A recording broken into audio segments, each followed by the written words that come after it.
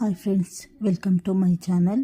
ಇವತ್ತು ಲಕ್ಷ್ಮೀ ಬಾರಮ್ಮ ಸಂಚಿಕೆಯಲ್ಲಿ ಏನಾಗುತ್ತೆ ತಿಳಿದುಕೊಳ್ಳೋಣ ಬನ್ನಿ.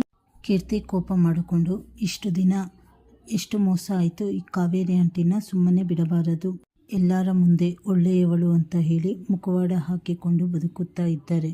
ಅವರ ಮುಖವಾಡವನ್ನು ಎಲ್ಲರ ಮುಂದೆ ನಾನು ತೆಗೆಯಬೇಕು, ಮನೆಯವರ ಮುಂದೆ ಬಯಲು ಮಾಡ್ತೀನಿ. ಅವರ ಜಾತಕ ಈಗ ನನ್ನ ಕೈಯಲ್ಲಿದೆ. ಕೋಪ ಮಾಡಿಕೊಂಡು ಕೀರ್ತಿ ಕೂಗಾಡುತ್ತಾ ಇರುತ್ತಾಳೆ. ನಾನು ಅಷ್ಟು ವೈಶ್ಯನ್ನ ಪ್ರೀತಿಸುತ್ತಾ ಇದ್ದೆ, ಅವರನ್ನು ನಾನು ಕಳೆದುಕೊಂಡೆ. ಹಾಗೆ ಅಲ್ಲದೆ ಕೀರ್ತಿ, ನೀನು ಹೀಗೆ ಮಾಡುತ್ತೀಯಾ ಅಂತ ಹೇಳಿ ನನಗೆ ಕೊಲೆಗಾತಿ ಪಟ್ಟ ಕಟ್ಟಿದಿರಿ. ಇದನ್ನು ಯಾವತ್ತೂ ನಾನು ಮರೆಯುವುದಿಲ್ಲ, ಯಾವುದೇ ಕಾರಣಕ್ಕೂ ಅದನ್ನು ಕ್ಷಮಿಸುವುದಿಲ್ಲ. ಈಗ ಬರ್ತಾ ಇದ್ದೀನಿ, ಎಲ್ಲರ ಮುಂದೆ ನಿಮ್ಮ ಸತ್ಯವನ್ನು ಬಯಲು ಮಾಡುತ್ತೇನೆ ಅಂತ ಅಂದುಕೊಂಡು ಕೀರ್ತಿ ಆಟೋವನ್ನು ಕರೆದು ಅದರಲ್ಲಿ ಹತ್ತಿಕೊಂಡು ಹಾಸ್ಪಿಟಲ್ ಕಡೆ ಹೊರಡುತ್ತಾಳೆ.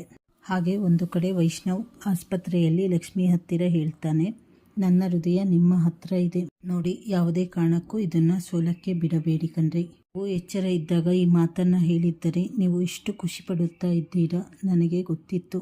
ಆದರೆ ನೀವು ಮಲಗಿದಾಗ ಹೇಳುತ್ತಾ ಇದ್ದೇನೆ ನನ್ನ ಪ್ರೀತಿ ಏನು ಅಂತ ಹೇಳಿ ಅರ್ಥ ಮಾಡಿಕೊಂಡುತ್ತೀರಾ ಅಂತ ಅಂದುಕೊಂಡಿದ್ದೀನಿ. ದಯವಿಟ್ಟು ಮಹಾಲಕ್ಷ್ಮಿ, ನನ್ನ ಪ್ರೀತಿನ ಸೋಲಕ್ಕೆ ಬಿಡಬೇಡಿ, ನನ್ನ ಜೀವನ ನೀವು ಎದ್ದೇಳಿ ಲಕ್ಷ್ಮಿ ಅಂತ ಹೇಳಿ ವೈಷ್ಣವ್ ಇನ್ನೊಂದು ಕಡೆ ಲಕ್ಷ್ಮಿನ ಎಬ್ಬಿಸುವುದಕ್ಕೆ ಪ್ರಯತ್ನ ಪಡುತ್ತಾ ಇರುತ್ತಾನೆ.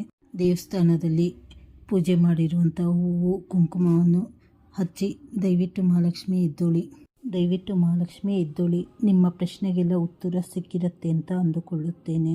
ಮಾತಾಡಿ ಮಹಾಲಕ್ಷ್ಮಿ, ನಾನು ನಿಮಗೋಸ್ಕರ ಕಾಯ್ತಾ ಇದ್ದೀನಿ ಅಂತ ಹೇಳುತ್ತಾ, ಹಾಗೆ ನಿಮಗೆ ಅನಿಸುತ್ತಾ ಇರಬೇಕು ನಾನು ಸುಳ್ಳು ಹೇಳುತ್ತಾ ಇದ್ದೇನೆ ಅಂತ. ಇಲ್ಲ ಕಣ್ರಿ, ನಾನು ನಿಜನೇ ಹೇಳ್ತಾ ಇದ್ದೀನಿ. ಒಂದೇ ಒಂದು ಸತಿ ನೀವು ಕಣ್ಣು ಬಿಟ್ಟು ನನ್ನ ಕಣ್ಣಲ್ಲಿ ಕಣ್ಣಿಟ್ಟು ನೋಡಿ, ನನ್ನ ಕಣ್ಣಲ್ಲಿ ನೋಡಿ, ಆಗ ನಿಮಗೆ ನನ್ನ ಪ್ರೀತಿ ಏನು ಅಂತ ಗೊತ್ತಾಗುತ್ತೆ, ನಿಜ ಗೊತ್ತಾಗುತ್ತೆ. ಮಹಾಲಕ್ಷ್ಮಿ ದಯವಿಟ್ಟು ಎದ್ದೇಳಿ. ಆದರೂ ಮಹಾಲಕ್ಷ್ಮಿ ಎದ್ದೇಳುವುದಿಲ್ಲ.